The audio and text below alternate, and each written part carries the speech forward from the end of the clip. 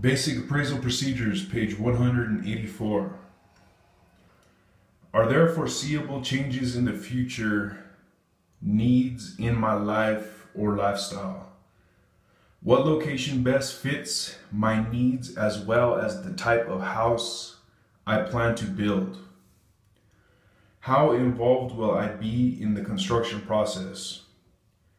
The depth of research and planning will depend on the individual's knowledge and experience in undertaking a new construction project and the market.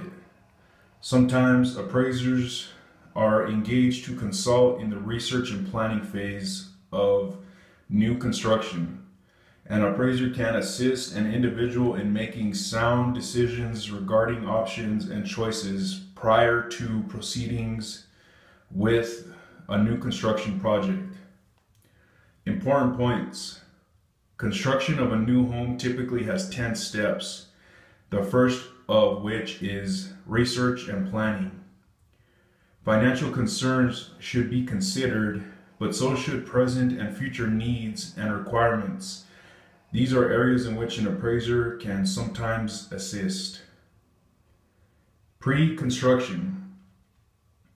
Once some of the primary decisions are made, it's time to move on to some other very important choices. Probably one of the most critical choices, unless the prospective new homeowner already has a building site, is the acquisition of a lot or parcel to construct on. The unique characteristics of the lot or parcel are critical to the positioning and design of the proposed house. For instance, a site that slopes toward the rear may be ideal for a walk-out lower level. A site with abundant frontage and a shallow depth would probably accommodate a side load garage with the doors on the end rather than on the street side. The considerations of the physical aspects of the site and what is around it are very important to the design and features chosen in a house plan.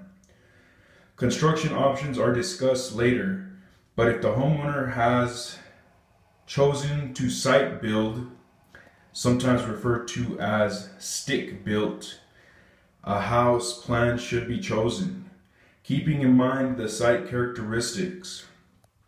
Possibly, the homeowner will opt for a custom design. In that case, an architect will be engaged. This choice will incur additional costs to the project. Once these options have been explored, it is time to obtain working building plans or blueprints that can be used for obtaining quotes from prospective builders. The individual must then make decisions for the finished materials and components for the entire project. Do they want hardwood floors or carpet over a subfloor? What type of brand of cabinetry will be used? What type of interior trim? As you can see, this can be taxing, but often exciting point in the process. These choices will be detailed in a material list. After all, a builder cannot bid on a project, nor can an appraiser perform a new construction appraisal assignment if the quality, type, and quantity of the materials have not been decided. Another important part of pre-construction is getting the working building plans or blueprints approved by the local Echelon site plan. Page 185. Building authorities. A plot plan also may need to be prepared and submitted, showing the proposed layout of the property site, including the house position. This starts the sometimes tedious process of obtaining building permits. Building permits are official government documents that acknowledge that proposed work meets the department's standards and grants permission for it to be performed. Permits acknowledge that the proposed project is in compliance with building codes and regulations in every aspect or stage of a project. This will be discussed further in the section on building codes and inspections. Important points. The second step in constructing a new house is pre-construction.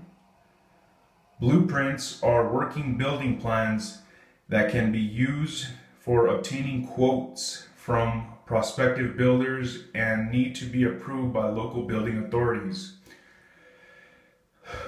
Blueprints and sometimes a plot plan are needed to obtain building permits, government documents that actually grant permission for the construction to be performed. A material list contains all finished materials, choices, and details. Site work. The next important step is to perform the site preparation work. If the lot is part of a subdivision, some or all of the site work may already be complete. If the anticipated location is raw land, though, it will be necessary to tap into the public water or sewer lines or drill a well for water and/or install an on-site septic system. In the later case, it will be necessary to obtain approval from the jurisdiction's health department. Health departments issue on-site septic system permits based on soil type for capability of percolation and site characteristics. For placement of a leaching system. There are various types of on-site septic systems that are common today and are used in specific circumstances. Other site work will depend on the house plan choice chosen, its style, features, and position. Trees may need to be cleared.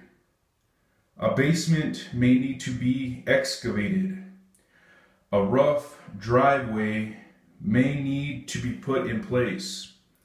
Of course, the first consideration should be the setback requirements, easements, or other restrictions on the lot. Are there deed restrictions that dictate the style, size, or even the exterior building materials of the house that must be complied with? Are there easements that cannot be built on? How far back from the street and how far away from the neighboring houses does zoning regulation require the house to be constructed? In addition to restrictions on local zoning ordinances, the positioning of the house on the lot should take into account aesthetics, such as a view and the individual characteristics of the design chosen. The foundation. After site work is finished, the next step is the foundation. The foundation is the basic structure on which the rest of the house will be built. The foundation will hold up the rest of the house. So it is important for it to be strong and dry. Usually, a foundation will have concrete footers. Concrete footers are the base that a foundation sits on. A trench is dug so concrete may be poured. Extra note, wooden floor,